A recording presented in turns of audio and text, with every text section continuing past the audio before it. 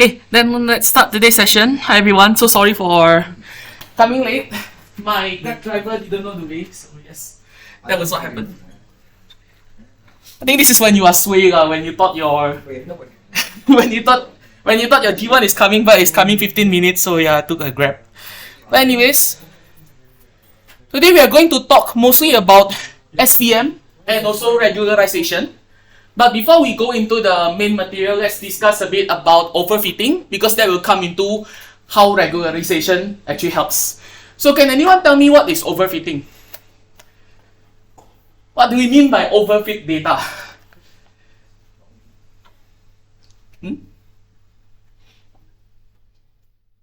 Y'all any? Model is trying to make the model like works too closely to the set. To the training set? Yeah. Yes. Okay, so for example, when you have 10 data points, okay, let's suppose that you have 10 data points, you want to model this kind of graph, okay? So you can see that my graph is kind of like a sine curve. Then I have 10 data points over here. If I use a polynomial that uses a degree of 10, in this case, it can hit every point exactly well, right? So you will see that in my training set, the error actually goes to 0. But in fact, if I put another point, say here, then it will tell me that this is completely off. Okay? That is basically overfitting. Overfitting happens when we have too high of a degree, such that it fits too close with the training set. It doesn't actually correspond to the function that you want to model. That's how overfitting happens. So you can kind of detect overfitting when the error that is obtained during your training happens to be much lower than the test. Okay, if you happen to test it, then you will see that this error is actually relatively higher. Okay, so that is overfitting. So to handle overfitting, there are like lots of methods, but in this session we are going to talk mainly about how regularization can help. What does adding a regularization term helps to mitigate overfitting? So what is a regularization term? I think this was brushed through just the earlier lectures, right? So what is a regularization term? Anyone can tell me what is the formula instead? Plus lambda summation wi squared. Oh. Okay, but the important thing to note here is that this is only summing from I equals to 1 up to n. Okay, so this is basically just, this one is w. So this basically is trying to say that I'm trying to penalize the weights of all the variables except the bias. Okay, so W0 is not included here. But let's see why do we need this thing. So let me try to do a very quick demo here. Yeah. Okay, so here you can see that I have a curve that kind of resembles your overfitting curve, right, in a sense. Okay, say I have 6 data points, or 5 data points, then it fits like that, okay? But this may not be the function that I actually want to model. So let's see how overfitting actually regularization helps to mitigate this overfitting. Okay, so here you will see that I actually added the regularization term. Basically for every x, I added this thing called m, which is your lambda. Okay, so x1 squared, x2 squared, x squared, x cubed, x4, all the way. Then I add the m here.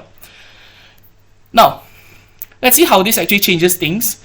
If I happen to kind of increase my m, you will see that the higher degrees, right, they will get actually impacted more. The lower degrees, they're actually like kind of being maintained there. Okay, you will see that actually this graph changes by a lot, right? Actually, on hindsight, you will see that, okay, this one is just straightening it, right? But if we are only considering that it's within the range of our data points, then you will see that it kind of reduces the degree already. Okay? Because when I add this level of lambda, basically all the coefficients got added. Okay? But the higher degree coefficients, this will get significantly impacted more compared to the ones with the lower degree. That's why this kind of like flattens the curve, if you can see. If this lambda reaches infinity, right, then what you will have is just basically a straight line that straightens out. So in a way, this is our curve just now, the initial curve. But now we want to kind of like straighten it out. That's basically what we are trying to do. If my data points just fall within this set, right, then on hindsight, you can see that this is like reducing the degree. That is what regularization does. Any questions? This is how you can visualize it. Okay. So yeah, this is just regularization. So there's two types of regularization, L1 and L2. L1 is what we call the lasso, L2 is what we call reach. I think lots of different sources, they like to call it, this one is absolute penalty, this is squared penalty. Okay, you can kind of see why. One is using absolute value, the other one is using the squared value. So we will actually try to investigate what is the difference of L1 and L2 in the first question. Then basically what you can see here is if I have lambda equals 0, then that is basically saying that this term doesn't exist, right? So it's just basically the same curve. When my lambda increases, it kind of straightens out the curve up to the point where it gets lambda towards infinity, then this will just be just a straight line, just a bias constant. Okay, any questions? Okay, yeah. Then I think I missed the support factor machine slide, which I will just discuss in question 2. Okay, so let's start with question 1. So given these are like the contour plots for a linear regression problem with two different regularizers. So these are like the contours that represent the term of the squared error. Anyone knows how to read this? Who understands what these graphs mean? No? Okay. So let's try to visualize also how does this graph work. So here I created like a Desmos playground also. You will see here that this is basically just the thing that is being modeled by the graphs. So yeah, this one. So if I ignore the square part, right, these contour lines, these actually correspond to kind of like this bowl-shaped thing. Okay, if I cut down and say like at z equals to 1, z equals to 2, z equals to 3, then what you will see is like some rings. Okay, these rings, if I plot down in a 2D graph, then it will form this kind of contour lines. Okay, so this is basically modeling kind of a bowl like this. Okay, that's the curve side. Now, how do you imagine the square side and also the circle thing here? This is the L1 and L2. Your L1 will essentially look something like this. This is your L1. You will see that the L1 looks kind of like a square on top, right? Actually, it's more of a diamond. This is your X and your Y, that will look some kind of a diamond. This is your L1. Your L1 is going to be centered at 0, 0. The further it goes away, then you just add the absolute value, right? Okay, so this is L1. Then this is L2, which is basically just a smoother circle-looking thing when you look from the top. But essentially, this is just a parabola also. Sorry, it's a paraboloid. Okay, any questions? Okay, so now the question that we have here is we want to find what is the optimal values of W0 and W1. If no regularization is applied, which of these are the optimal values? Anyone? So if these square things don't exist, what is the optimal value of the W0 and W1?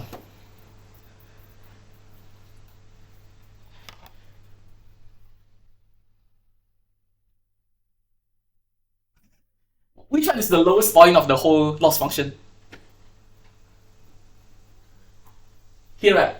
Okay, so that corresponds to the W0 should be equal to 0.9, then W1 should be 0.5. So imagine it like this. Everything along this line is height 10.5.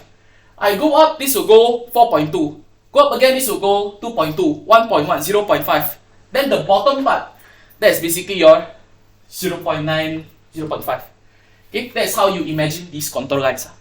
Any questions? Okay, now comes the tougher part. If L1 regularization is applied, what happens to the optimal values? Where is the optimal value now?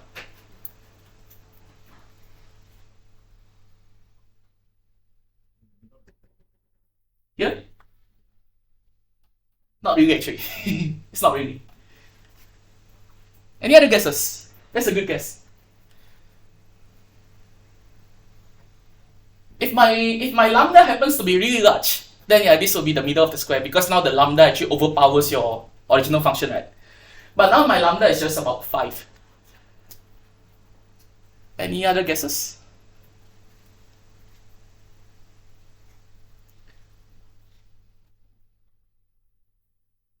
Nicholas, you kind of have a guess, I suppose. Anywhere you think might be? No need to give a value, I just give a region. Here? Yeah. If you go here, the contour will go upper, right? Then this regression will also go upper. If you sum it up, it will be much higher. So not here.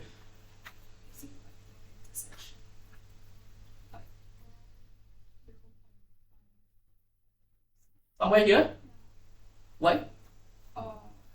It's like the regularization is kind of correct because it will shift towards the middle of the screen. Okay, yep, that is right. So this is how you can try to imagine it, right? So this is my graph just now. This was without regularization. You see that the L itself is still 0 right here. Okay, now let's try to actually apply regularization up to the point where L is equal to 5. Okay, so this is my view from above. This is at 0 0.9, 0 0.5. If I happen to start to increase my L, oops, you see that this kind of bring it down closer to where the regularization term is, which is at 0. So we are kind of like shifting it down closer to 0. If this lambda happens to overpower much, right, then it's just going to be centered at 0. Okay, so this is kind of how you can try to imagine it. But a more systematic way of answering this is we can kind of see between the contour lines, there's actually like intersection points here, right? So that is some points where we can consider what are the values there. So at this point, this is where the regularization term results 2.5, whereas the contour line from the original weights result to 10.5. So 10.5 plus 2.5, this gives us a loss value of 13. This gives us 4.2 plus 1, 5.2. This one is 2.2 plus 2.5, 4.7. This part is 5.1. So when I try to plot out all these other points that I cannot imagine, right, then this will kind of like shift the original contour line from this point. We bring it down all the way closer to 0.0. So something like this. From this point, it shifted down because of the regularization. Okay? Then, at this point, you will see that the minimum value is no longer 0 because there's a regularization term, right? So we kind of take a bit of a trade-off. We don't get the perfect 0 item, but we bring it a bit closer down because of having the regularization. So this minimum cost is basically the minimum cost of the summation of your regularization term plus the original loss function. Okay? Kind of just now, you see that if we shift this down, okay, yeah, currently you see that the minimum value, the z value, is at 0, right? But if I bring this regularization term higher, then you see that the minimum value actually changes up. That is why the cost is not 0 at the minimum value that we have. Okay, this is the effect of regularization. Any questions? No? Okay, now we can mimic the same thing. If we happen to apply L2 regularization, then you will see that now it's no longer like a jagged square thing, right? But now this will look more curved, more circular here. Oh, did I not put the... yeah, but essentially you will see there's like some changes also here. This was L2 regularization. If this happens to be L1 regularization, then the graph actually looks something like this. You will see that now the effect of your regularization kind of like overpowers it a bit, because now at this point you kind of have a more jagged structure, right? Okay, so this is where your L1 actually comes in. But you can follow a similar method, then you should arrive to the optimal values also for L2. Okay, any questions? Okay, if no questions, now let's discuss more in depth about question 2. Okay, so question 2 is actually about your support factor machine. But before that, anyone has questions in general about SPM first? That needs to be clarified. Because SPM is more tricky than normal regression. Yeah, I think I'll use a board for this. So what makes SVM different from just normal, what makes it different from just normal regression? Anyone?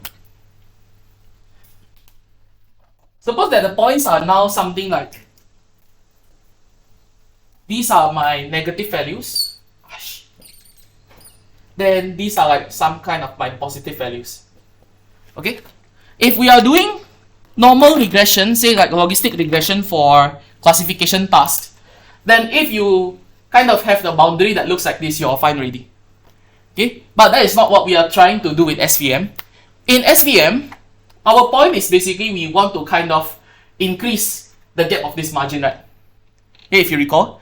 So this part is actually what we call the margin. Okay, in the lecture you will see like there's like lots of derivation. Okay, but essentially, Sorry, I can't make a phone call with your iPad. But essentially the main part here is to actually maximize this width. The margin is given as, in the lecture you will see this is the two. There's no better marker. Okay, the margin is given as your 2 to the W here, right? Okay, this is to maximize this. Maximizing this will include actually just minimizing whatever is below it, right? Which is minimizing this W part. Okay, so this is kind of how we actually convert the dual function from this maximum all the way to the minimum, right? Then you will see there's like the Lagrange multiplier methods, which you will end up having like lots of different equations there. But in the end, the goal is actually just to maximize this margin here. Okay, so in your SVM, there's going to be like this kind of the other different loss functions. But the main point is basically there are two equations that we need to hold true, which is basically the point of this question. Say we are given these two lines. This is your green line, this is your purple line, right? Okay. Then these two represent correct decision boundaries, but we want to kind of choose which ones are better. Okay. So in this case, we want to kind of see how we are able to parameterize the lines in terms of actually how can we get like what are the margins there in a sense. Okay. Any questions so far? Okay, I think this one might be a bit complicated, so let me just go through. Trigger warning, this is light mode slide, so you can close your eyes also if you want. Okay, but let's now check two sides. First one, we are going to check the green line first, then we are going to check the purple line. Okay, in the green line, we are given that the line that we have is x2 is equal to negative x1, or rather you can think it's something like this is like y equals to negative x. Okay, if you assume your y is negative 1, your x1 is this. Okay, so this is like y equals to negative x. If I rearrange the equation, then I can get this in, which is x1 plus x2 plus 0 equals 0. Okay, but we kind of want to generalize this because it's also possible that if I have another value for the coefficients, say I put like 5x1 plus 5x2 equals 0, it's necessarily the same line, right? So we kind of want to generalize the coefficients here. So if I put like 5y equals to negative 5x, it's also the same line. 6y equals to negative 6x, also same line, right? So we want to kind of generalize this. Any questions to this point? No? Okay. Now, if we take this as our WTX plus B, which is basically what are the coefficients of your x, multiplied by the x values, plus the bias, then this part is going to be your WTX. This part is going to be your bias, right? Okay? So then, from this point, I know that the weights that I want to aim is basically just a general K and K.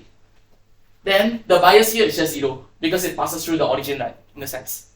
Okay? So that is the WTX and the B here.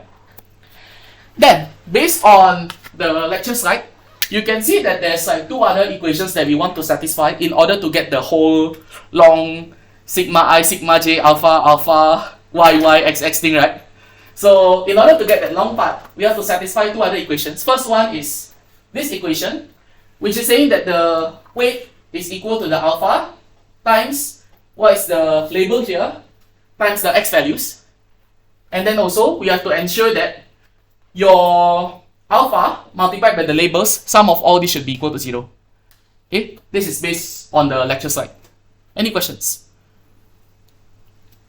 No? Okay.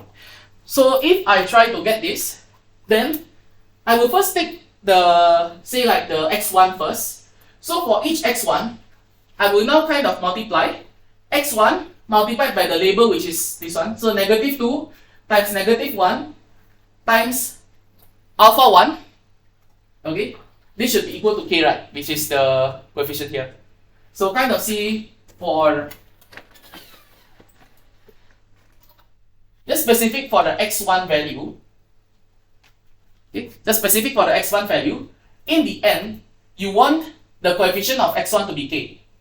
Okay, this is basically your w, the weight value for x1, right? Which is k. This will be equal to, for each data set, you multiply this negative 2 times negative 1 times this is the alpha for the first training set, then another one plus alpha 2 times negative 2 times negative 1 plus alpha 3 times 0 times 1 plus all the way like that. Okay, that's how you get the first equation. Second equation, you repeat the same but using x2. Okay, to also get the k here. Essentially, what you will have now is if I represent this as like some level of factors, because if I have multiple x's, right, it's impossible for me to list down all the equations. So in that case, I can actually convert this into some kind of a factor notation. This is just two stacked equations together. First one is saying this is negative 2 times negative 1 times alpha 1, negative 2 times negative 1 times alpha 2. All the way this will get for x1. The bottom one will be for x2. So two equations stacked together. Okay, any questions? This is first equation for x1. This is your second equation for x2. So now you see that basically for each x factors here, I multiply by the y value, I multiply by the each of the alphas. This should equal to my weight. Okay, that is if I look at it in a more factor way. And then plus we have to consider the last equation, which is this part. Each of your alpha value have to be multiplied with the label, right? Okay, so these labels multiplied by each alpha value for each the training set, this should be equal to 0. Questions? Yeah? Okay. Then these two equations, I can again stack this down together into just one single equation with all the factors. Okay, you see that each of them has negative alpha 1, negative alpha 2, this one is plus alpha 3, plus alpha 4, plus alpha 5, right? It's essentially just adding another 1, 1, 1, 1, 1, this will be 0. So I can stack them up into one factor equation. So if I manage to do that, then I can represent this as a system of linear equations already. Okay? Any questions thus far? No? Okay. Now, when I have this system of linear equations, if I want to solve this, then based on your MA 2001 knowledge, what can you do? MA 201? Note that you cannot actually solve this, right? Because you have 5 unknowns, but you only have 3 equations. So how can you do this? Everyone took MA 201, right? Yeah? If you see this, chapter 1, try to reduce this into the row echelon form, right? Okay, so you kind of do a Gaussian elimination.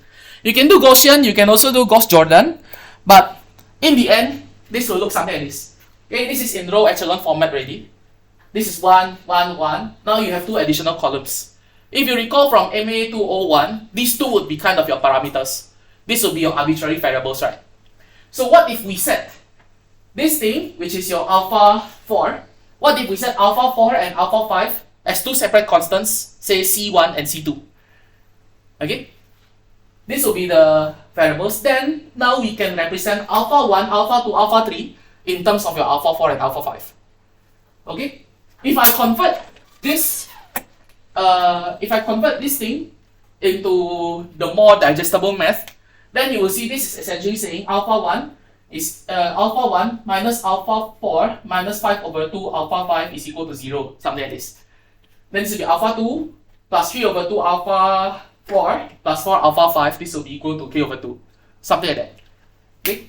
So if I take alpha 4 and 5 as the arbitrary variables here, then take alpha 4 as C1, alpha 5 as C2. So these two I just set it, right? Then alpha 1, just now we said that alpha 1 is equal to alpha 1 minus C1 minus 5 over 2 C2 is equal to 0. So I just need to move these things to the right. Then I will have this is alpha 1, which is C1 plus 5 over 2 C2. Okay, repeat the same thing for the other two. Any questions? Okay, but now we kind of still want to get the parameter which is still the k, right? Because now we introduce new parameters, so we want to eliminate this again. Now let's see. This is the equations that we already have. But we now want to also satisfy another constraint, that is for each of the alpha values, this will have to be greater than equal to 0.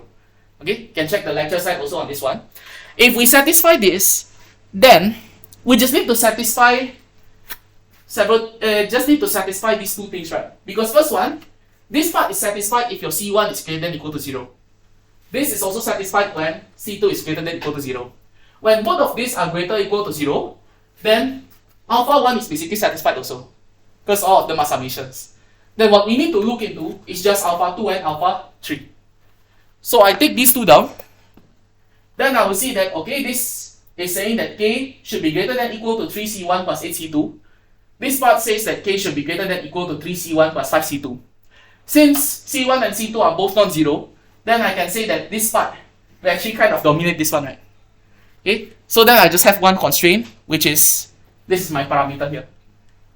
K should be greater than equal to 3c1 plus 8c2. That's for the first green line.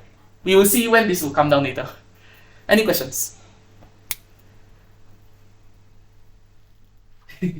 Yeah, I think they made the tutorial a bit more advanced this time. Because last year the tutorial was just guess the weights.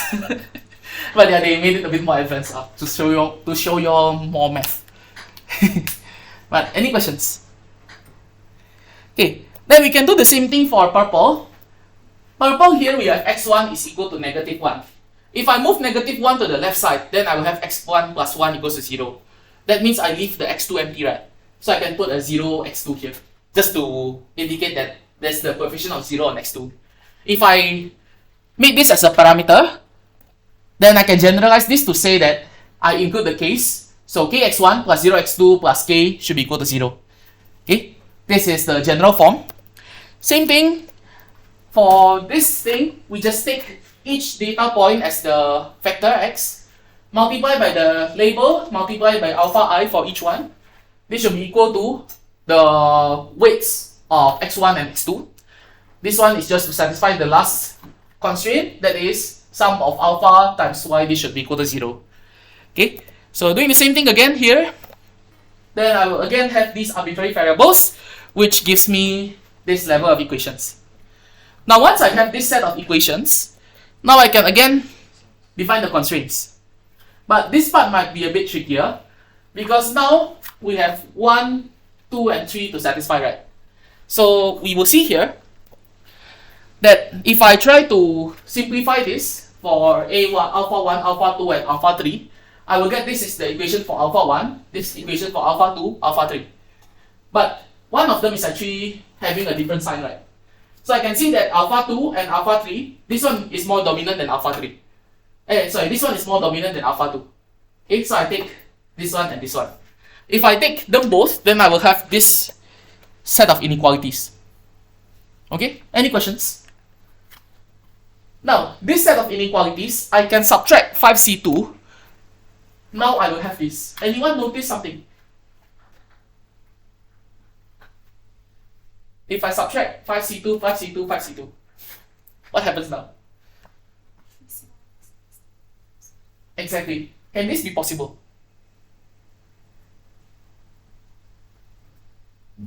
No? Who says no? This cannot be possible? Who says can? Ian, you want to say something? C1 C1 cannot. If C1 is negative, then this will fail. So C1 cannot be negative.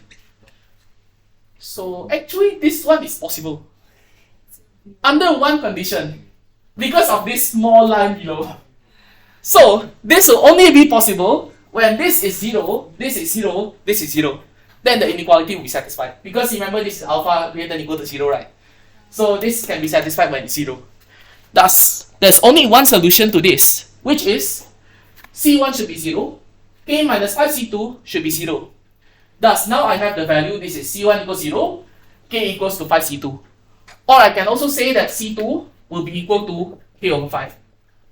Now, this will make the solution to the purple line much more elegant, because for the top one here, C1 will be 0, this one will be k over 5. Then I can just redo this. It will give me alpha 1 should be 0, alpha 2 would be C2, which is k over 5, alpha 3 will be 0. So now it's either 0 or k over 5. Okay, that is for the purple one. Any questions?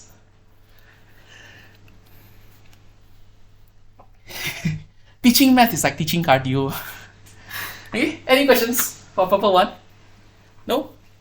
Okay, now, so we recall that there's this part on the SPM optimization problem. So this is like kind of the loss function, the objective side, right? Then this side, the max 0, 1 minus label times Wx plus b, this is basically what we call the hinge loss. Okay, so this has a specific name, which is the hinge loss. Now, in the remaining questions, we kind of want to determine what is the total loss for each of the lines. Okay, so we'll try to see here. For the purple line, we'll try to do the purple one, which is already given by the tutorial sheet. So for the purple line, we know that the W is going to be K0 since we made them a parameter. Then B is equal to K from the previous question. So we kind of want to fulfill this form, which is WTX plus B, right? Then in this side, we just need to apply whatever the W is, multiply with the data points, plus the bias, times the label for each. Then it will form one single maximum value, right? Okay, so here, we apply them. 1, 2, 3, 4, 5.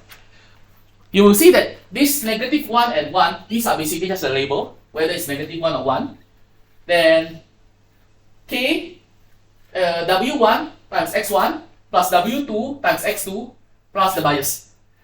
Okay, then I will form 1, 2, 3, 4, 5 separate maximization problems, right? Okay, if I simplify this, this will be just 3 max 0, 1 minus K, 0, 1 minus 2K, 0, 1 minus 4K. Then there is actually this one regularization term also. Okay, you can check the lecture slide for this regularization term. So this is basically just W1 squared plus W2 squared over 2. Okay, kind of like this thing. Okay, basically just W1 squared plus W2 squared over 2. So that is to compute the total loss of the purple line. Any questions? Now the next part, which is the more challenging side. What value of K minimizes this?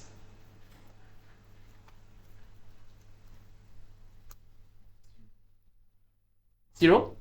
If my K is equal to 0, then this would be 1, 1, 1, 0, which is 3, right? Yeah.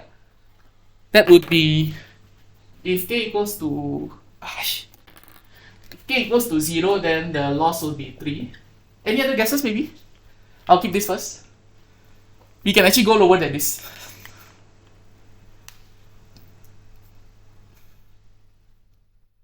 Let's take K equals 0.5.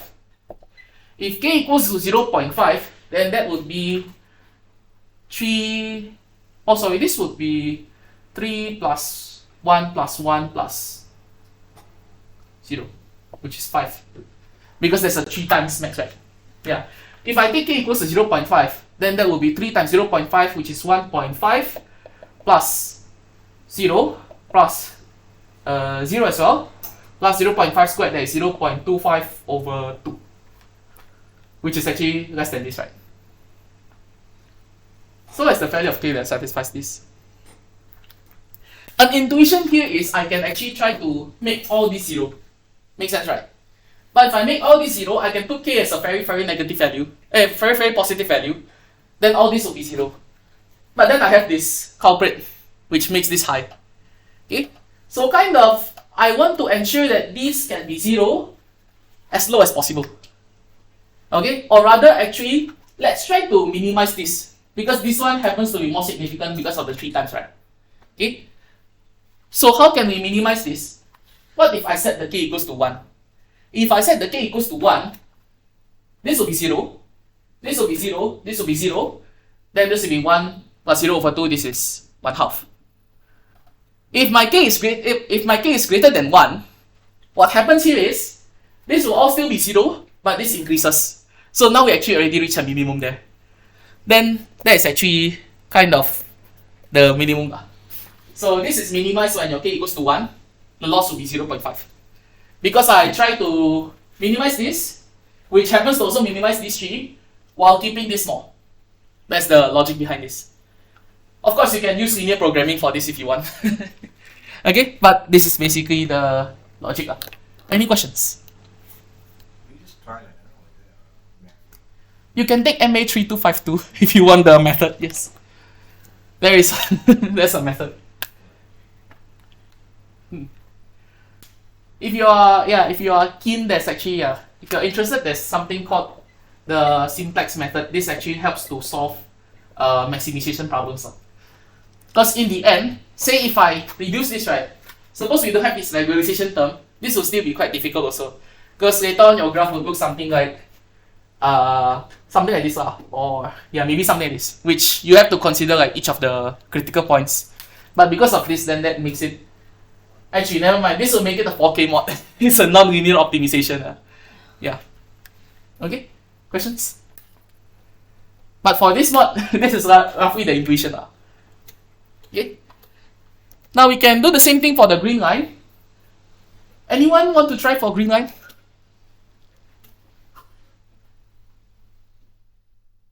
Okay, never mind.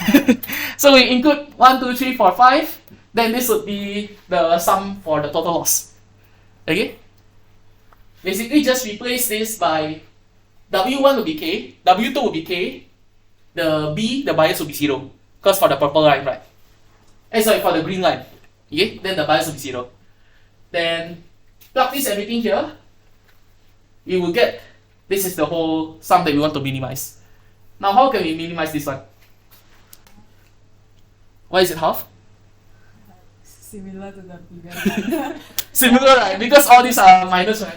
So if I minimize this, happens to minimize these two, then this will be kept to the minimum also, right? So yeah. Thank you, Alisa. Yeah. So k equals to half, total loss that will be 0.25. Okay? So which one is better?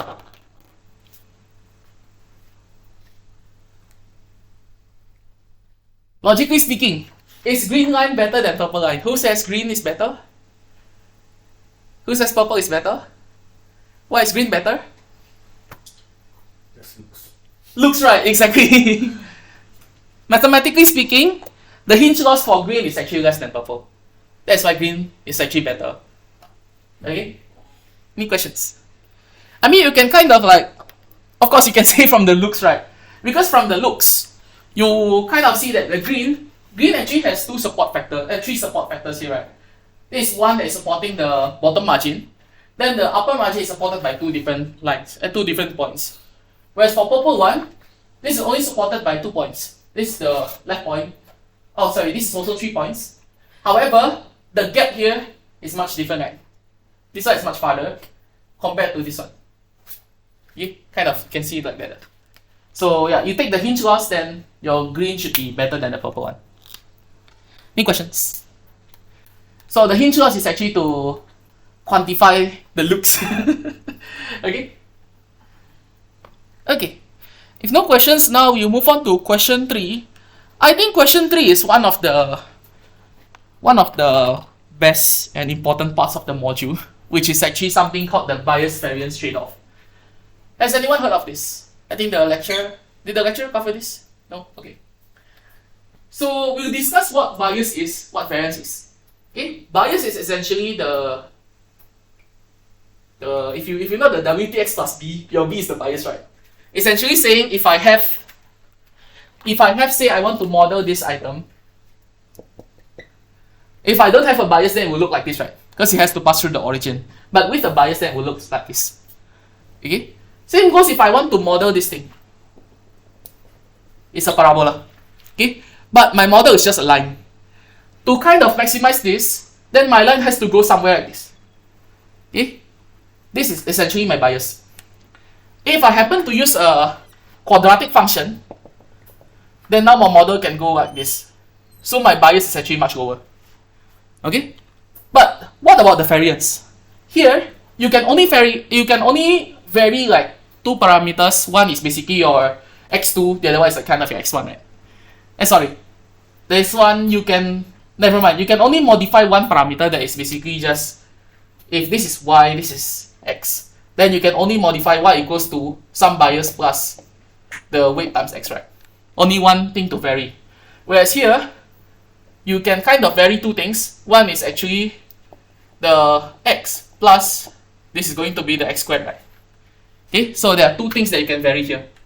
Thus, you will see that when I kind of increase the variance, in a sense, the bias will kind of tend to decrease. Okay, there's kind of a trade-off. Bias is more into saying that whatever model that you have, how can you shift it to fit the points? That's my bias.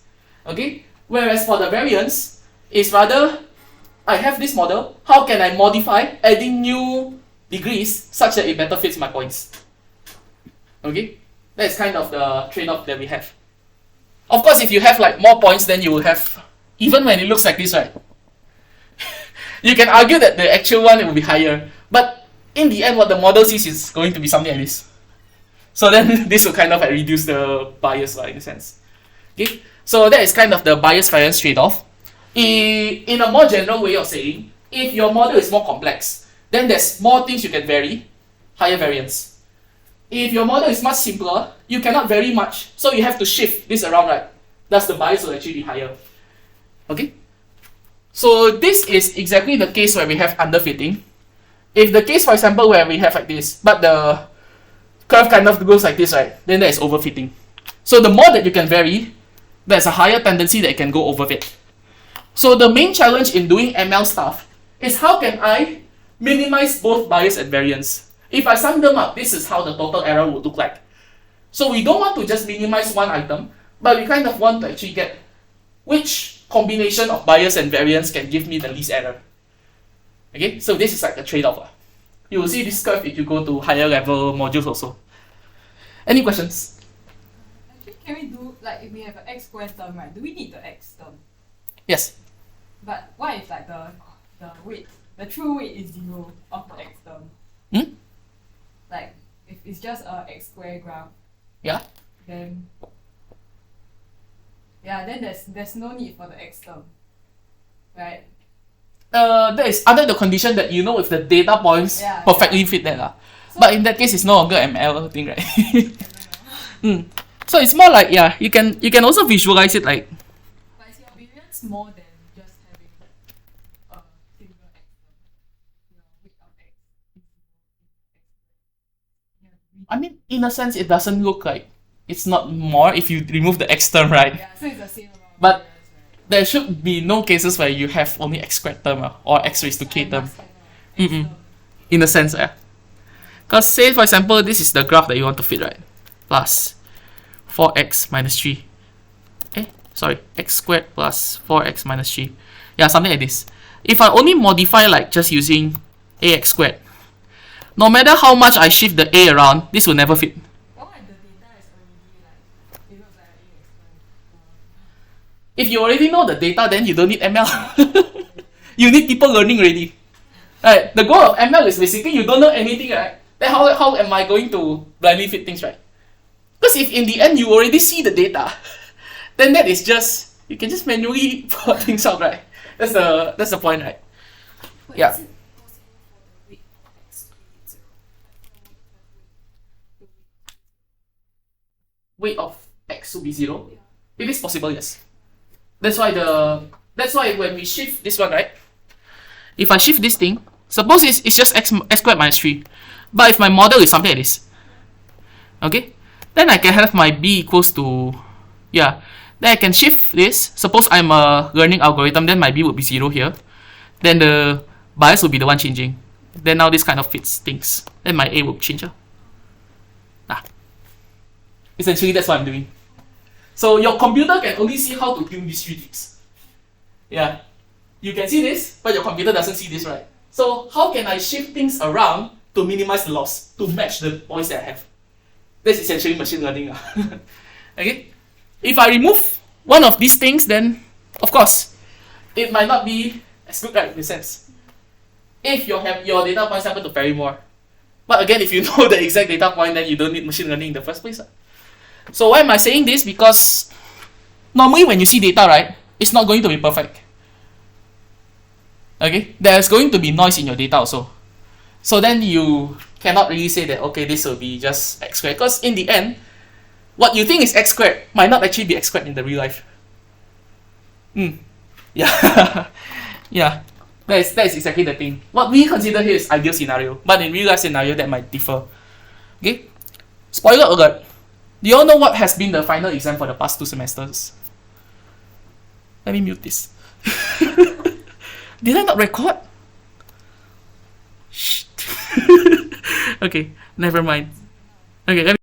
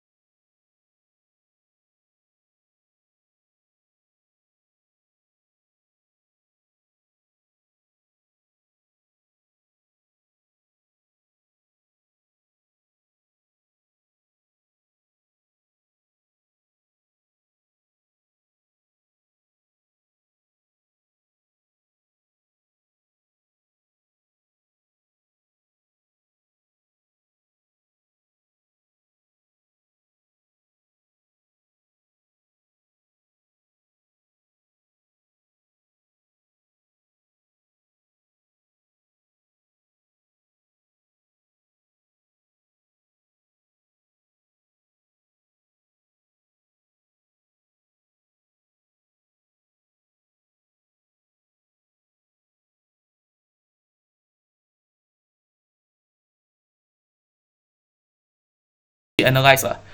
Okay, so given suppose I have these 2 items, that's saying 2 models, if I vary the number of data points in the training set and the test set, how does it vary the mean squared error?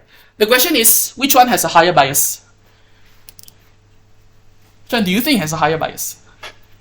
Who says left one?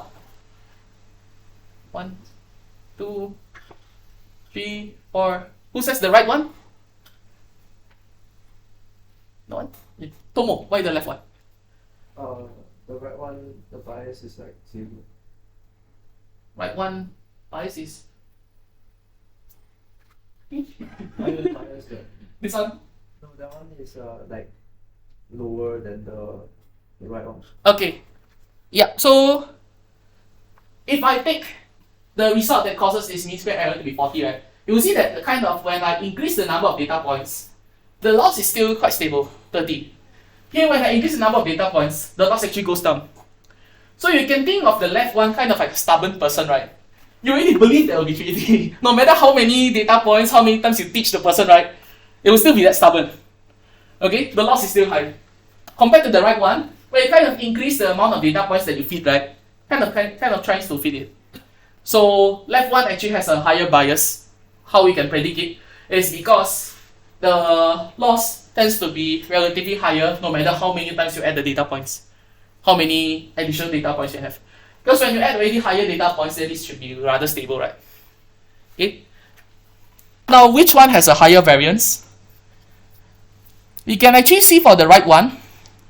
For the right one, right, when it has small number of data points, say like 30 or something, right, this kind of overfits already at this point. Thus, that's why the test error can go very high. At this point, it's overfitting. But when you have more data points, right, then to connect the dots is going to be a bit more difficult also. Or rather, even when you have high data points like this, even when you connect the dots, right, it's still quite similar also, even when it overfits. So technically, there will be higher variance on the right side. So I think this one you can answer already. Which one is linear, left or right? Left. Okay, so left is a linear model, right is a degree 10. This is how you can think of it. Suppose these are my data points. The left one has a relatively higher bias because this will just try to fit itself along with the data points. Compared to the right one here has high variance, but it doesn't try to force itself, right, in a sense. Okay, so this is how you can visualize this. Any questions? Okay, if no questions, then that is it for today's tutorial. Sorry for coming late again today. Aside from Rohan, anyone just come? No, right? Okay. Yeah, then that's it for today. Thank you very much. If you have any questions, feel free to ask.